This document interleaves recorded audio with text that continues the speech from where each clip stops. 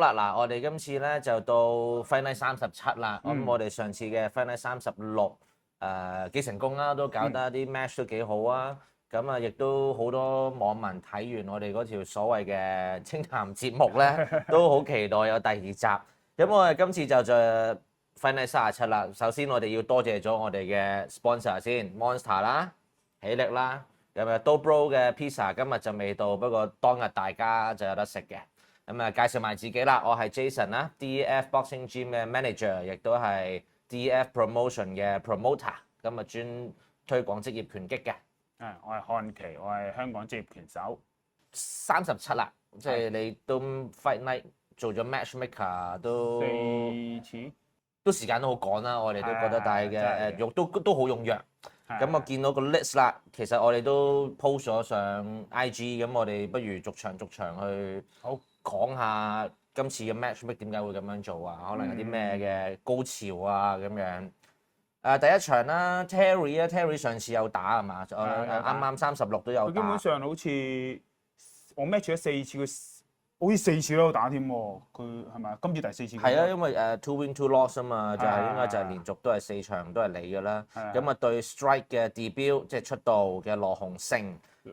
阿羅鴻勝其實佢就 DF Fight Night debut 啫，但係其實點解會揾佢打阿 Terry 咧？因為 Terry 遲啲1月佢都會打嘅，咁我覺得俾一個其實佢喺拳擊總會嗰邊咧有打嘅羅鴻勝，所以我覺得 Terry 需要一個叫考驗啊，喺上大台之前，因為人哋就有好多業餘經驗啊，係啊，咁啊可以俾佢碰一碰，睇下大家係啦，睇 Terry 可以而家熱身啊，或者叫做都真係硬嘅，即係我都唔會 match 一啲話爭好遠嘅，我希望佢打精彩。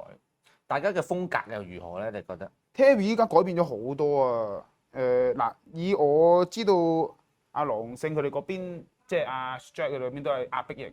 Terry 以前就比較防守反擊，但係自從佢有輸咗一次即係一兩次之後，佢知道自己要出多啲拳啦，咁就開始係啊改變風格。依家佢係好喺中近距離嘅時候，我覺得佢好多 head movement 再加出拳係幾好嘅。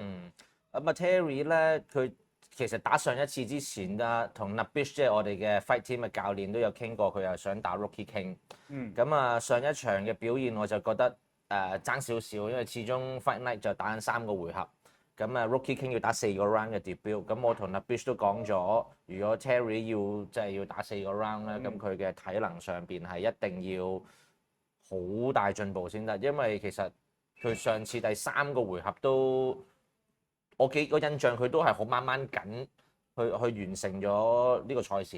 係啦，咁如果 Terry 有睇呢條片嘅話，就記得呢幾個月就喳臨將你自己嘅體能谷好啲。跑多一步啦 ，make sure 你打到4個 round，咁啊 Rookie King 先有機會有機會啫，唔一定得㗎，仲要睇埋你呢場 Fight Night 打成點。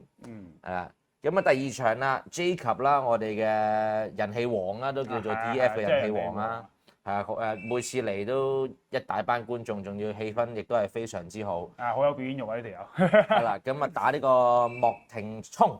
莫廷聰就嗱，Jacob大家熟啦。其實佢依家轉咗左裝之後，技巧性高咗好多嘅。我覺得佢適合打撞多啲，因為我有陪佢 sparring 啊。咁當然我重過佢，我唔會好重手嘅。但係 light spar 嘅話，我覺得佢嘅技巧性係進步咗好多啦。都係一個問題，體能要進步多啲。係啊，呢條僆仔。有天分，但係可能靚仔，中意玩，我唔知啊。後生係咁樣，後生即係你叫佢型型格格咁樣，我唔知啊。但係就 training， 我覺得可以再 harsh 啲，即係再努力啲咯。咁莫廷聰咧，佢就呢個嗱，我知佢拳種有打，但係佢填表我先知佢打咁多，佢打10幾場。講緊係12 win 4 loss 啫嘛，好似咁經驗型，即係好有經驗啦。一個就有天分啦，係啦，激進派啲啦。係一個有天分啦，兩個我覺得又係一個好好嘅，係啊，可以試一試啊。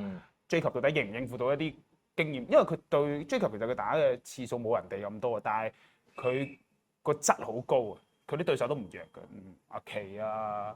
上次鬥將嗰啲全部都係有經驗嘅拳手嚟㗎嘛。咁所以我覺得佢都需要再睇下呢啲咁高經驗嘅人，佢應唔應付到 OK， 咁啊 Jacob 亦都喺上次嘅 Fight Night 度，我係俾咗個 invitation letter 佢啦，即係佢1月嘅 Rookie King 已經係其中一個 contender。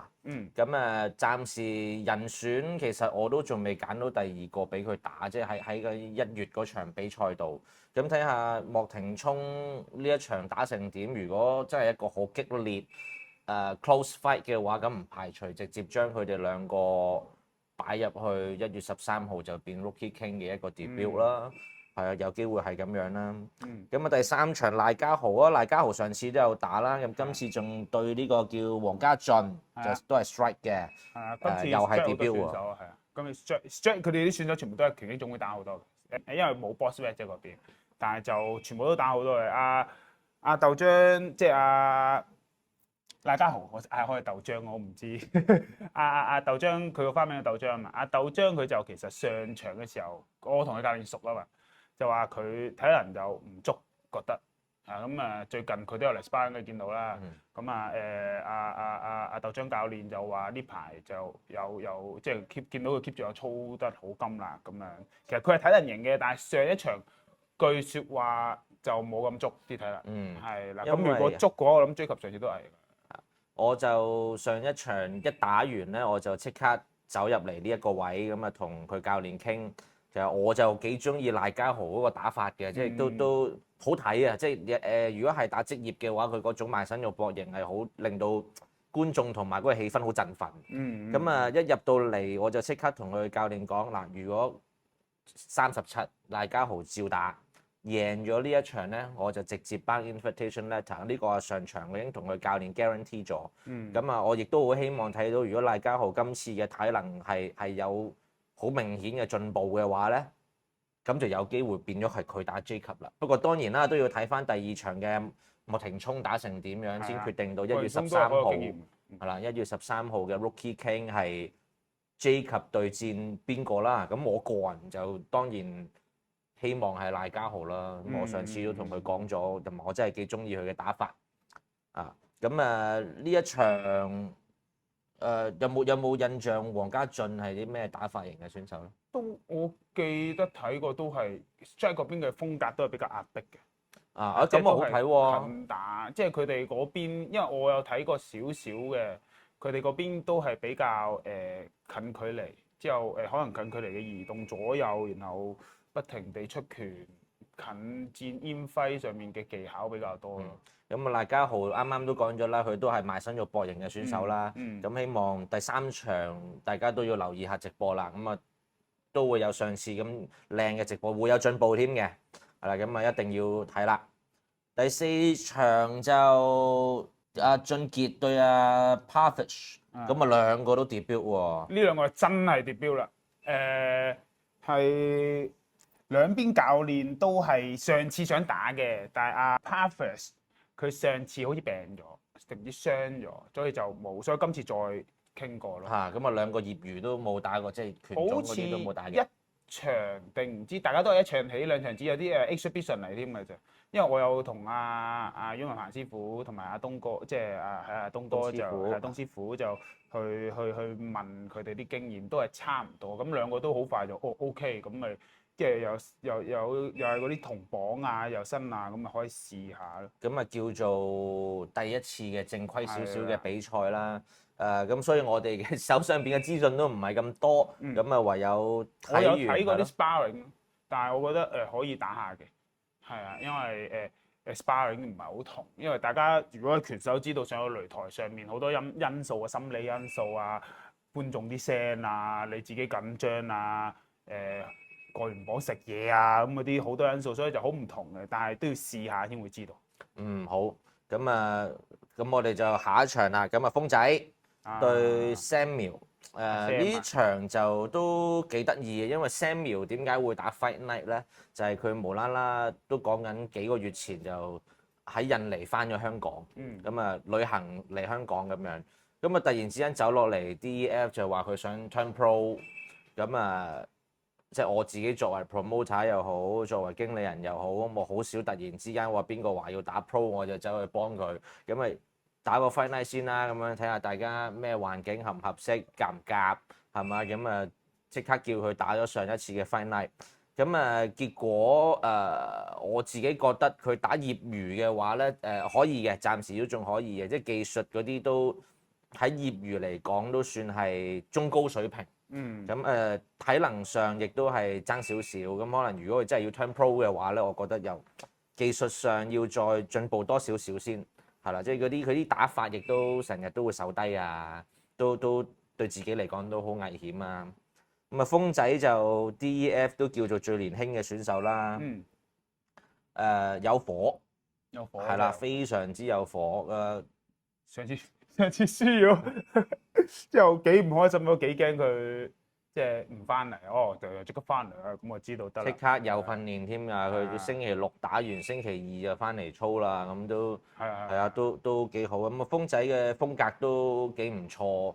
跟 Nabish， 但係又好得意嘅喎，因為 Nabish 教出嚟嘅選手就好少打好技術型嘅打法㗎嘛，但係鋒仔就將嗰啲距離嗰啲就控制得好，同埋啲拳都好 sharp 嘅。佢同 Jacob 都係嗰啲嘅，即係距離遠距離直拳同埋啲 counter punch 幾好嘅。但係鋒仔就我覺得有一樣嘢就係個 footwork 要，即係佢好中意防守企喺原地啊。即係可能做 head movement，其實加埋 footwork 會靈活少少。有些少 Mayweather style 嘅，佢都一黐埋成角就會打咗嗰個 style 出嚟啦，係咪？一隻手高一隻手低，跟住做一啲呢啲，跟住就一個好靚嘅 counter hook，都幾準嘅佢啲 counter hook，所以啲拳都利嘅。Samuel 自己都要小心下呢啲位啦。阿 Sam 係咁話咩啊嘛？佢話好想 turn pro，咁我覺得。你都要即係鋒仔，其實我覺得如果以佢哋嘅經驗差唔多嚟講，鋒仔係一個幾難打嘅選手，咁啊真係要即係俾佢要試金石咯。如果你真係想證明自己係得嘅，我覺得你呢個你就要就要打得靚仔仔啦咁樣。咁啊順帶一提啦，鋒仔打嗰個磅數嘅 contender 而家係 Yamasaki 啦，阿奇啦。我早幾日同阿 Bruce 同阿奇都傾過。即係阿 Jake 嗰場比賽度見到佢哋，咁啊都有傾過，咦1月13號想點樣咧咁樣，咁我自己覺得都大機會會係鋒仔同 Yamasaki 嘅 rematch，就擺落去4個 round 嘅 debut 度，因為其實佢哋兩個打嘅嗰陣時就都唔算話爭得好遠，當然阿奇嘅經驗比較多好多啦，所以就贏咗喺嗰個方向啦，咁但係見到鋒仔。呢2個月嚟都操得都幾頻密，亦都嗰個火喺度，咁我覺得可能1月嘅時間會有啲變數個賽果都。但我自己都有另外一個人選想阿奇打嘅，不過就等陣講。好啦，咁啊第6場阿蘇正賢啦，同埋阿譚王輝啊，呢兩個過癮啦。嗱兩個咧點解我會 match 佢哋咧？兩個輸咗俾 Terry。係啊，兩個輸咗俾 Terry， 我係咁諗嘅。如果你兩個即係差唔多啊，兩個年紀經驗都差唔多，十幾、17、18就兩個都係。如果邊個贏咗，我覺得可以 rematch 㗎同 Terry。OK， 即係1月。係啦，因為咁拳手有火㗎嘛，你輸咗梗唔憤氣啊，係咪先？俾你 rematch 證明自己。如果你兩個邊個贏咗，即係我咁嘅諗法，因為我自己作為一個拳手，我會話：如果我有輸過嗰個人，我梗係想打翻贏佢啦。咁我諗佢哋應該都會上嘅，咁又有多幾個月訓練準備，咁應該會好啲。咁如果咁啱又咁樣睇啦，兩個都輸過俾 Terry 嘅話，咁其實佢哋兩個嘅打法係點樣嘅咧？阿輝就慢熱型，其實兩個都有同一個問題嘅。對我自己觀察，兩個都係比較少嘅 hand movement。阿輝會重拳啲，阿賢就會可能快啲多啲。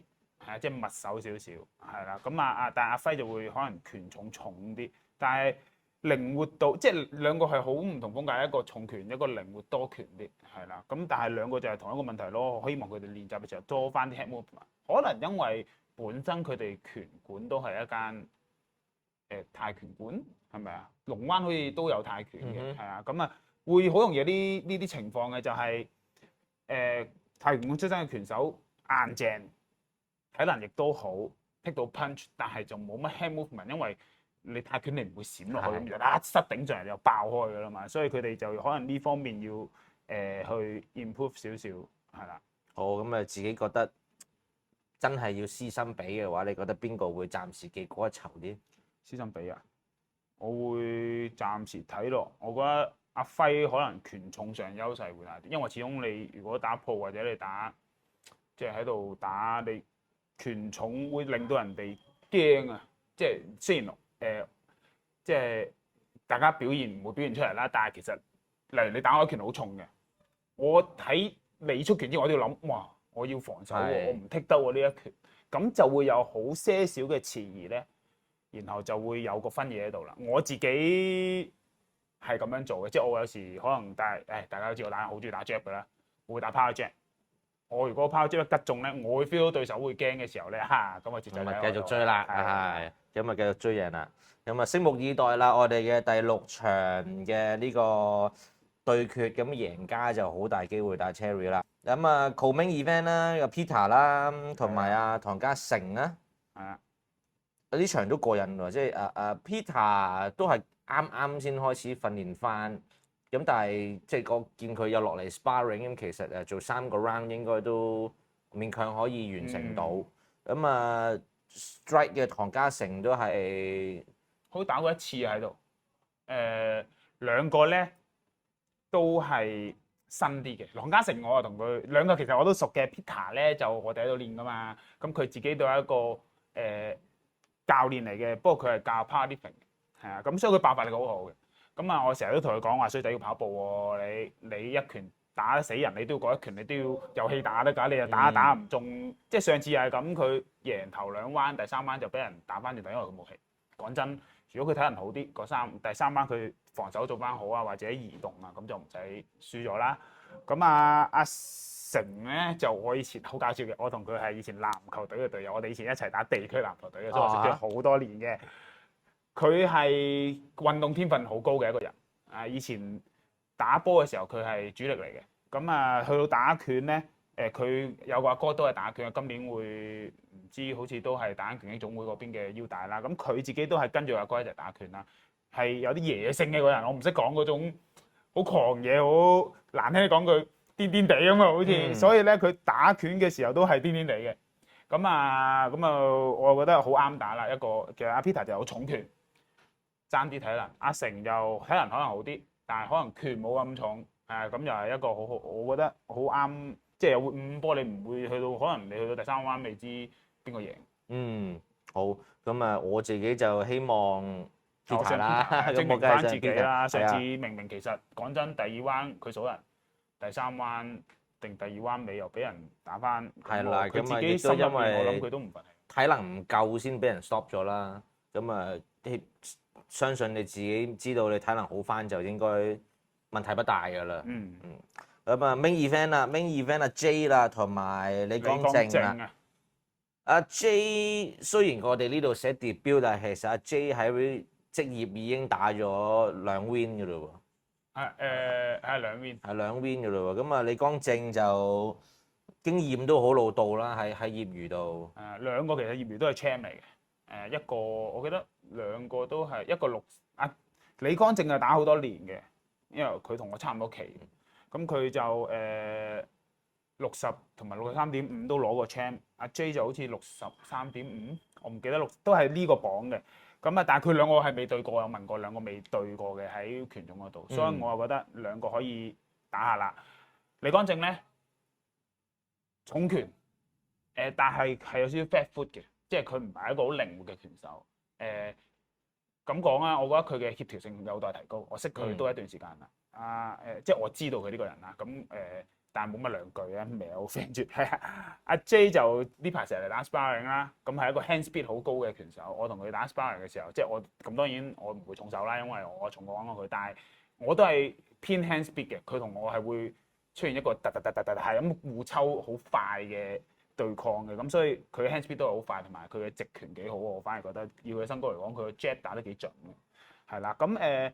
佢兩個打咧，我又有個諗法嘅。點解我話希望Yamasaki對手？我就係諗緊，如果阿 J 贏咗啦，因為阿 J 佢都想打1月，有冇可能？因為我唔知佢兩邊會唔會有得打 OK 傾啦，呢個我唔知啦。咁但係如果阿奇想，咁都要問翻佢哋嗰邊啦，會唔會想 rematch 咧？因為阿奇輸過佢一次喎，打破喎，即係咁樣咪即係我覺得有啲噱頭都有啲機會喎，都有得傾噃。因為阿 J 贏咗佢一次啊嘛，嗰次喺香港我打嗰場咧，咁啊，如果阿 J 呢場如果贏咗啊，咁就可以係啊咁樣啦。咁阿正咧，阿正就佢其實我知道佢想打鋪嘅，據我所知啊，即係我有留意開佢嘅 social media 啦，佢係一個感覺，即係佢自己想發展，但係咁佢冇乜路徑咁樣，咁我覺得。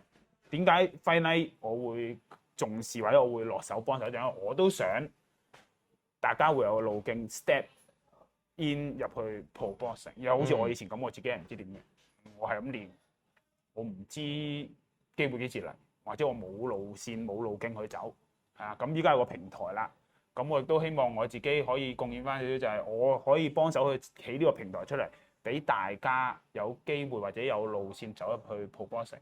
係啦，唔好亂咁嚟，即係可能你講真，你死練爛練，但係你好想打 pro，你打唔到咁樣，你可以點啊？係咪先？但係而家有平台啦，咁所以希望大家就可以藉住呢個機會，咁希望都幫到大家咯。咁暫時就係8場嘅 Fight Night 37啦。咁我哋都講埋多少少我哋所謂嘅平台係啲咩啦。咁其實我哋打完 Fight Night 37之後咧，1月13號喺醫館咧。係 DF Promotion 係終於都搞翻喺香港搞翻職業比賽，咁main event 一定係漢奇啦，到時有機會係打一條 OPBF 嘅154磅啦 Super Welterweight 嘅銀腰帶，仲傾緊嘅，同組織仲傾緊嘅，咁下邊仲有我哋 DF Promotion 嘅選手 Ash 啦，咁啱啱上個禮拜6就喺修頓打完，咁都贏咗嘅，都打得幾精彩嘅，都 tough fight，都 close fight，咁應該會打個8回合啦。我哋嘅 Nabish 啦，終於都重出江湖啦。哇！上一場都講緊2018年啦，咁呢個死仔都懶咗咁耐啦，係時候要谷翻佢上嚟。係，我覺得係啦。如果佢肯打，講真，佢個榜佢肯打，我覺得佢真係好強。即係因為我有同佢 sparring 啊嘛。佢嗰啲拳咧，我覺得自己抗打算唔錯嘅，即係我又未去到俾佢打到話頂唔行嘅，但係我覺得佢嘅拳嘅傷害性係我試過入面數一數二高，即係你會令到你，哇咁大力嘅咁樣。同埋呢個友仔天分都好高啊！即係你見佢其實喺 gym 度冇人 train 佢嘅，佢全部時間都係自己 train 自己。even 佢以前打 pro 嘅時候都係自己 train 自己打出嚟，打到。都6-1啦，亦都贏過嗰期嘅日本新人王啦。咁而家肥咗啦，以前就打135、140，而家就應該要打147。對手未穩，但係如果香港有任何一個147磅想挑戰下 Nabish 嘅，歡迎話我知啊。咁1月13號就打 Nabish， 4個 round、6個 round 都冇所謂嘅。咁歡迎任何人挑戰 Nabish 啦。咁除咗呢3場 Pro 之外咧，我哋就仲有 Rookie King。咁而家暫時有一場係 confirm 咗㗎啦，有一場 confirm 咗就得阿美琪同埋阿歐瑩瑩。我就好期待呢一場真係打 Pro，因為其實啱啱打 Amateur 嗰陣時咧，即係啱啱嗰場佢哋叫做熱身賽啦、表演賽啦。咁其實兩個啲水準都未發揮晒出嚟嘅，即係大家對大家都好有保留。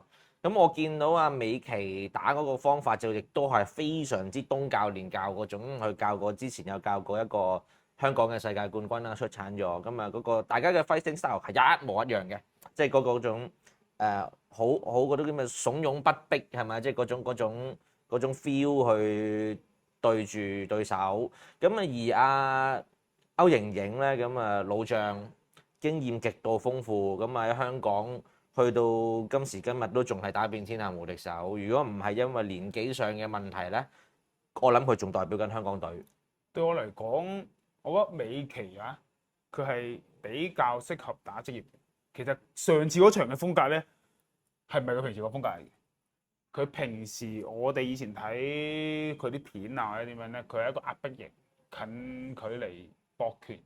佢嗰個風格係比較適合打 Pro，我覺得。但係上次可能因為熱身賽，佢想試下，即係可能經驗啊，大家突然間會咁唔同嘅咁樣，所以佢就打咗一個好完全唔一樣嘅風格。我都好期待佢之後有咩戰術上嘅調整。我自己就其實都冇話上邊個贏嘅，因為歐盈盈亦都有落過嚟DF 啦，就同我哋傾過，亦都真係想用多一兩年嘅時間喺佢仲身體可以接受到嘅情況下，就盡量攞條腰帶翻嚟。咁如果佢有咁嘅目標嘅話，當然我就唔希望佢第一場就有啲咩阻礙係嘛？咁但係美琪調翻轉咧，美琪嘅可塑性都好高，因為佢始終一嚟後生啦，二嚟喺拳手嚟講，私心地覺得個外表啊真係標青嘅，即係香港都冇乜幾個外表真係高水準嘅女拳手。咁啊，所以喺Pro 嘅角度嚟睇啦，佢觀賞性又好足夠。亦都好後生，咁所以你問我，如果1月13號嗰一場啊，邊個贏好咧？我自己都真係即係都唔識答。對 close fight 係最好嘅，我覺得。係啊，精彩係最好。咁啊，希望兩個都即係表演一個好精彩嘅比賽俾大家睇啦。咁邊個贏輸都好啦，即係你哋兩個真係想行 Pro 嘅，咁啊一定會支持大家嘅。